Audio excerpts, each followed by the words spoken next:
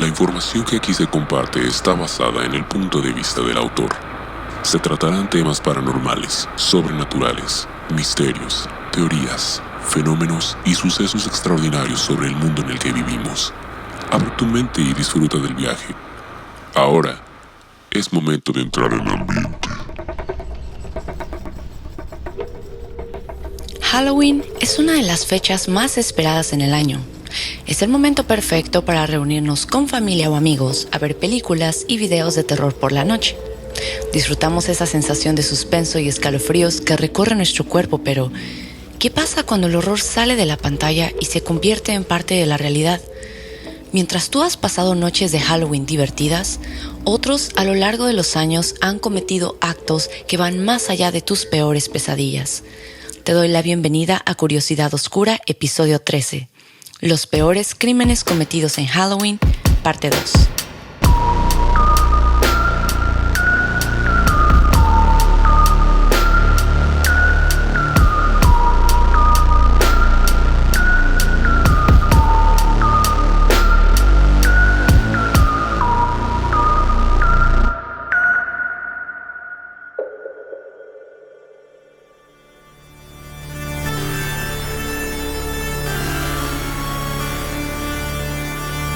Hola una vez más a cualquiera que esté viendo o escuchando esto en cualquier parte del mundo y bienvenidos a este segundo episodio especial de Halloween, en donde al igual que la primera parte les compartiré de los peores crímenes que han tomado lugar en esta fecha tan perturbadora del año. Y por supuesto también más adelante les haré algunas recomendaciones de películas de horror, así que quédense conmigo. Sorprendentemente ha habido muchos crímenes en Halloween. Si ya de por sí es muy triste que situaciones trágicas sucedan en el día a día, ahora que pase algo aún más tenebroso en estas fechas, creo que te deja marcado. Pero ¿qué les parece si comenzamos con el primer caso? Esto sucedió en Manhattan, en el año de 1981, justamente un 31 de octubre. Se trata de una pareja, sus nombres eran Ronald Sisman, que tenía 39 años y era fotógrafo, y su novia Elizabeth Platzman, de 19, que era estudiante de universidad. Se encontraban en su departamento aquella noche realizando una sesión de fotos, cuando de la nada comenzaron a escuchar que alguien tocaba la puerta muy fuertemente. Ronald abrió la puerta. Y tomen esto en cuenta ya que significa que no hubo una entrada forzada al departamento. Y al momento de abrirla, el atacante inmediatamente procedió a agredir a ambos, provocando fuertes heridas y moretones profundos, para posteriormente quitarles la vida, lo cual lo hizo en forma de ejecución. La escena del crimen en el departamento daba a entender que también hubo un saqueo, ya que los sillones estaban completamente cortados y destrozados, al igual que un montón de objetos tirados y rotos alrededor de todo el lugar, y manchas de sangre sobre las paredes. Se cree que el atacante posiblemente estaba en busca de algo. De las cosas que también fueron robadas fueron sus licencias de conducir y una pistola que pertenecía a Ronald, la cual incluso pudo haber sido la misma arma que el atacante utilizó al momento de agredirlos. La policía también llegó a pensar que pudo haberse tratado de un ajuste de cuentas relacionado a drogas, ya que en alguna ocasión, poco antes de este incidente, Ronald Sisman fue acusado de haber forzado a una chica llamada Melanie Haller de consumir narcóticos. Y mientras que esto no fue completamente comprobado, otra posible causa habla de que Ronald y su novia pertenecían a un culto satánico que tenía como costumbre quitarle la vida a una persona en Halloween. Según el culto del hijo de Sam, que es así como se hacían llamar, Ronald tenía en su poder un video que comprometía a dicho culto, y más aparte aseguraron que esa noche llevarían a cabo el ritual en su departamento. Y cuando salió a la luz esta declaración, familiares y amigos de Ronald testificaron que toda esa información del culto era mentira. Algo de hecho que deja este caso con algunas dudas sin resolver es que este culto solía robarse las identificaciones de sus víctimas antes de matarlas, y básicamente esto fue lo que sucedió a aquella pareja esa noche. De cualquier manera, no hay ningún culpable aún, y su sospechosa muerte sigue siendo un misterio. Para la siguiente historia, los protagonistas son una pareja de edad avanzada llamados Marvin Brandland, de 69 años, y Ethel, su esposa, quienes se encontraban en casa en un 31 de octubre de 1982, haciéndolo de costumbre, dando dulces a los niños que tocaban a su puerta hasta que de repente alguien que traía una funda de almohada con agujeros mal cortados como disfraz se paró justo afuera de su puerta. Esta persona de inmediato dijo: «Dulce o travesura, dame tu dinero o te disparo». Ethel en ese momento trató de levantar la funda de almohada que traía en la cara para ver quién era, pensando que era algún familiar que les estaba jugando alguna broma, ya que una de sus nietas apenas se había ido de su casa minutos antes. Cuando Ethel se volteó para ir a agarrar dulces y dárselos, la persona la siguió hasta dentro de la casa y sacó una pistola, y acto seguido le ordenó a la pareja que lo llevaran hasta el sótano en donde tenían su caja fuerte. Para tener un poco de contexto, el señor Marvin era un veterano de la Segunda Guerra Mundial que tenía un negocio de limpiar alfombras, y a pesar de que no tenían dinero en cantidades grandes, tenía aquella caja fuerte en el sótano. Aquí empieza lo raro de este caso, porque solamente muy pocas personas sabían de la existencia de aquella caja fuerte, y mayormente eran solo familiares cercanos.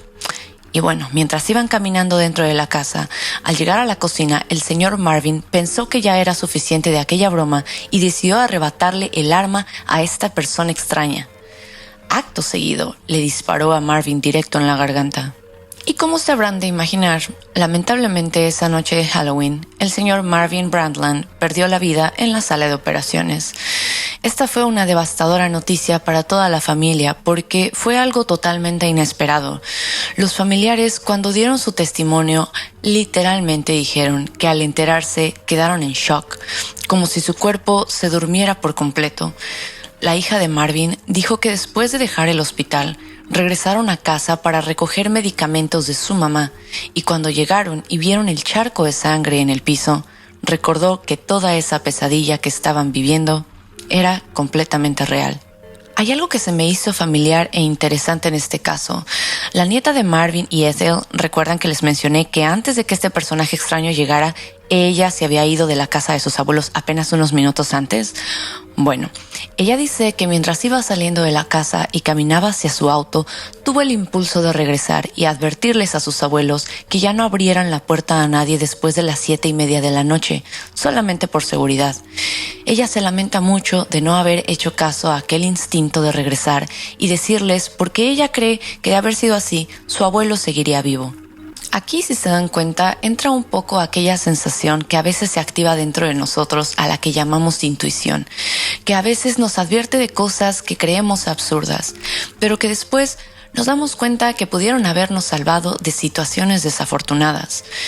Y bueno, después de todo esto, la familia declaró que ellos tenían la certeza de quién era el atacante que agredió a Marvin, ya que lo habían escuchado hablar al respecto, como si fuera un orgullo para él el crimen que había cometido.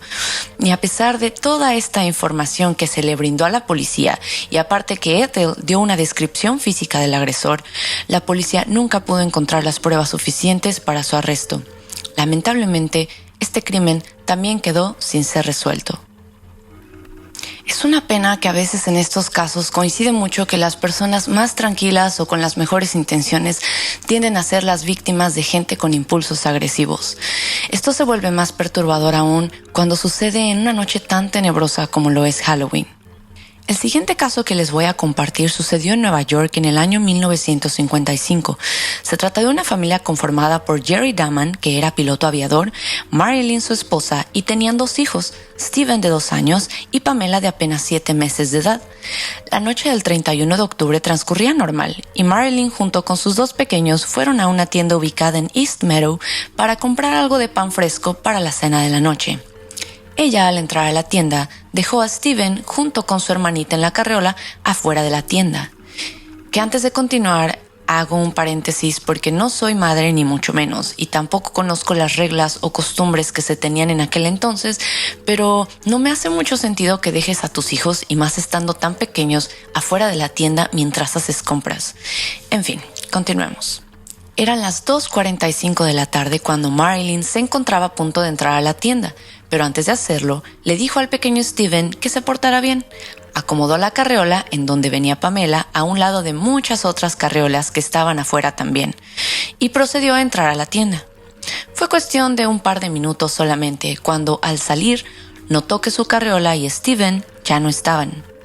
Eventualmente la carriola fue encontrada a un par de calles de la tienda. Pamela incluso aún estaba en ella, sana y salva, pero el pequeño Steven no se encontraba por ningún lugar. Esto le causó una impresión tan fuerte que tuvieron que hospitalizarla y mientras tanto, un grupo de alrededor de 2,000 personas conformadas por voluntarios, Boy Scouts, la policía y bomberos comenzaron una búsqueda en todos los alrededores, desde parques hasta campos de golf, pero no tuvieron resultados. Incluso su mamá llegó a recorrer la ciudad en varias ocasiones en auto y a través de un altavoz gritaba el nombre de Steven y le preguntaba que en dónde estaba. A Marilyn, toda esta situación se le hacía muy extraña, porque obviamente su hijo de apenas 2 años no pudo haber movido la carriola 2 calles por sí mismo y en tan solo 2 minutos.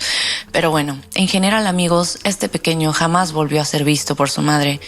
Es muy triste porque incluso ese año de su desaparición, la familia de Steven fue contactada a través de una carta asegurando que tenían a su hijo, pero requerían una fuerte cantidad de dinero para regresarlo a salvo. Pero posteriormente el FBI descubrió que se trataba solamente de una estafa y que querían obtener dinero de la tragedia que Marilyn y su familia estaban pasando. Una de las varias teorías que existen alrededor de este caso es que Steven pudo haber sido el niño de la caja, que es así como se le nombró al caso de un pequeño que fue encontrado muerto dentro de una caja en el estado de Filadelfia tan solo un par de años después de la desaparición de Steven. Por supuesto que se realizaron pruebas de ADN para comprobar si los restos del pequeño coincidían con los de su hermana Pamela, pero los resultados fueron negativos. Algunos otros reportes se hicieron de personas en un par de estados más donde supuestamente vieron al pequeño Steven, pero tampoco llevaron a ningún resultado concreto. Al final del día, este es un caso más en donde un pequeño niño desapareció de manera misteriosa para jamás ser encontrado. La desaparición de menores de edad siempre es un tema delicado. Me pone mucho a pensar sobre dónde terminan estos niños, si acaso terminan siendo víctimas de círculos clandestinos de pedofilia o si se venden a familias que no pueden tener hijos. Lo curioso de este caso en especial es que la pequeña Pamela sí fue encontrada y sin ningún daño, y solo fue Steven quien desapareció. De cualquier manera, aquella tarde en donde Marilyn fue a comprar pan, ella hizo lo que muchas veces ya había hecho antes y lo que muchas mamás acostumbraban a hacer, que era dejar a sus bebés fuera de las tiendas en sus carriolas solos, sin saber que esa sería la última vez en que vería a su hijo y que no lo encontraría nunca más. Y es que me sigue sorprendiendo porque yo que soy de México y me imagino que muchos latinoamericanos me van a entender, estas son cosas que jamás haríamos en nuestros países. No podemos ser tan confiados como para dejar niños descuidados en ningún momento. En fin, sigamos con el siguiente caso. Este es uno de esos casos que se mantuvo sin resolver por 40 largos años, hasta hace apenas en 2019. Gracias a una prueba de ADN se pudo identificar el cuerpo de quien se dio a conocer en su momento como la chica de los calcetines naranjas. Esto sucedió en el año 1979 en Georgetown, Texas, cuando una chica sin vida de apenas 23 años fue encontrada a un lado del camino completamente desnuda y sin ninguna identificación en ella. Lo único que traía puesto eran sus calcetas naranjas, que de aquí es de donde salió el apodo. Su causa de muerte fue por estrangulamiento, ya que tenía una cantidad visible de moretones en su cuello, aunque previo a esto también fue abusada sexualmente. En base a la escena del crimen, se notaba que su cuerpo había sido arrastrado desde la orilla de la carretera hasta el pasto cercano y tenía muchas picaduras de insectos. Realmente una escena muy impactante. Y bueno, después de este triste día, en el año de 1982, 3 años después de su muerte, es que el asesino serial Henry Lee Lucas confesó que la chica de las calcetas naranjas fue una más de sus víctimas y su versión estuvo así. Él dijo que recogió a la chica en Oklahoma y tuvieron relaciones sexuales. Entonces Henry le pidió tener relaciones nuevamente mientras iba manejando, pero la chica se negó. Y pues en un intento de ella de salirse del carro es cuando Henry se molestó y ahí mismo le quitó la vida, abusó de ella y posteriormente manejó hasta Georgetown para deshacerse del cuerpo. Y a pesar de su confesión, no hubo ninguna prueba en la escena del crimen que lo culpara, ninguna huella digital o muestra de sangre, absolutamente nada que lo relacionara, y pues su confesión no se tomó en cuenta. De cualquier manera, su cuerpo seguía sin ser identificado. Y fue así que 4 décadas más tarde, gracias a la muestra de ADN que pudo empatar con la de su hermana, se pudo al fin saber que esta víctima de las calcetas naranjas se llamaba Deborah Jackson y que se fue de su casa en 1977. El caso se resolvió cuando la hermana de Deborah vio un retrato dibujado de su hermana en televisión e inmediatamente mandó su muestra de ADN para poder hacer los análisis necesarios. Deborah tuvo un par de trabajos una vez que se fue de su casa, todos estos en el norte de Texas, que es donde ella vivía, y sé que se están preguntando lo mismo que yo me preguntaba. ¿Cómo es posible que la familia jamás hizo nada hasta hace apenas unos años? Pues bueno, lo que sucede es que cuando Deborah se salió de su casa para vivir sola, como su familia después ya no supo nada de ella, pensaron que Deborah había huido lejos y asumieron que ella se encontraba bien y jamás hicieron un reporte de desaparición a la policía. Al final de todo esto, la familia y Deborah pudieron cerrar este doloroso ciclo y ella ya puede descansar en paz. Y un caso más que me impresionó bastante fue el de Nima Lois Carter, una pequeñita de tan solo 19 meses que desapareció la noche de Halloween de 1977. Este es un caso muy extraño porque esa noche la bebé estaba dormida en su propio cuarto en su cuna y a mitad de la noche sus papás la escucharon llorar, pero no fueron a verla porque estaban intentando un método llamado Cry It Out, el cual consistía en dejar llorar a tu bebé y revisarlo muy de vez en cuando para que eventualmente se duerma por sí solo. Y debido a esto es que sus papás no se levantaron a verla. Grave error, ya que a la mañana siguiente, cuando fueron a verla, su bebé ya no estaba en la cuna y por supuesto en ningún otro lugar en la casa. Revisaron puertas y ventanas, pero todas estaban cerradas y no se notaba ningún intento de forcejeo en ningún lado. George, su papá, asumió que posiblemente la persona que se llevó a Nima tuvo que haber estado escondido dentro de la casa durante todo el día hasta la noche, ya que no había manera humana de que todo, tanto puertas y ventanas, estuvieran intactas. Se hacían las preguntas que todo padre se haría. ¿Qué hubiera pasado si hubiéramos ido a verla mientras lloraba?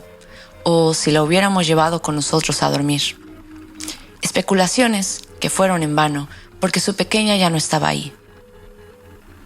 La policía de Lawton, en Oklahoma, estuvo al pendiente de cualquier dato o pista que la gente pudiera brindar sobre la desaparición de la pequeña Nima. Incluso los padres, Rose y George, fueron investigados, pero no encontraron nada que pudiera ligarlos a su desaparición. Pasaron los días y no fue sino hasta una noche antes del Día de Acción de Gracias, que se celebra casi un mes después de Halloween, que un soldado perteneciente a la base de Fort Sill en Oklahoma fue a investigar un llamado debido a que un grupo de niños habían estado jugando en una casa abandonada y que al abrir el viejo refrigerador de aquella casa, el cuerpo de una bebé cayó hacia el piso. Así es, este bebé era el cuerpo de Nima, que posteriormente en la autopsia se supo que la bebé fue puesta ahí dentro mientras aún seguía con vida y murió por asfixia lenta y dolorosamente. Y sobre el responsable, jamás fue encontrado, y la muerte de esta pequeña persiguió a sus padres por el resto de sus vidas hasta su muerte en el año 2000. Una completa pesadilla para cualquier padre. Yo repito, no soy madre, y aún así todo esto me deja pensando entonces, ¿en qué momento estaría bien o mal ir a checar a tu bebé mientras llora por la noche? Qué historia tan impactante, amigos. Les doy las gracias por acompañarme en otro episodio una vez más. Espero que lo hayan disfrutado al igual que yo. Y ahora sí, ha llegado el momento de hacer mis recomendaciones de películas para ustedes. Quiero aclarar antes que nada que las películas que voy a mencionar no son para personas que dicen que les gusta el terror. Estas películas van más allá del horror. Involucran gore, snuff y terror psicológico. Pero antes, las recomendaciones relajadas son las siguientes. Hay una película de actividad paranormal que es versión asiática y es muy buena. Se llama Actividad Paranormal 2, Noche en Tokio. No creo que sea muy conocida, pero les puedo asegurar que si buscan terror intermedio, un poco más allá de lo que las películas regulares de actividad paranormal ofrecen, esta es la opción para ustedes. Y continuando con mis recomendaciones de películas asiáticas, está la película The Shutter. Es un clásico, en mi opinión, del terror asiático. Una joya de película. Y regresando a las películas grabadas en primera persona, les recomiendo una llamada Be My Cat, A Film for Anne. Esta película también es intermedia, les repito, nada que ver con El Conjuro o esas cosas. El terror psicológico es el bueno. Y también están las bonitas películas del Cien Pies Humano, parte 1, 2 y 3. Son películas muy retorcidas y grotescas, pero están muy buenas. Y por último, Cannibal Holocaust. Esta película hace apenas unas semanas, de hecho, me enteré a través de un documental que la mayoría de lo que verán ahí es básicamente real. Así que les advierto, esto no es para personas que creen que les gusta el género de terror por ver El Exorcista. Esto va más allá. Y bueno, la cereza del pastel de estas recomendaciones es A Serbian Film. Esta película está tan loca que van a tener que usar sus habilidades en internet para poderla encontrar. No está en ninguna plataforma regular de streaming y les repito, véanlas bajo su propio riesgo. Y antes de irse, no se olviden de darle like a este video, suscribirse y compartirlo con sus amigos y familia. Esto les toma un segundo súper rápido y a mí me ayuda mucho para que YouTube recomiende mi video a más personas y así la comunidad crezca y yo traiga más contenido. Para los que escuchan en Spotify, no olviden regalarme una calificación de 5 estrellas. Yo se los agradezco profundamente. Yo soy Cintia Ventimilla y no me voy sin antes recordarles que Halloween no es solo una fecha en el calendario. Halloween es que tu muerte sea un misterio sin resolver. Halloween es escuchar curiosidad oscura. Hasta la próxima.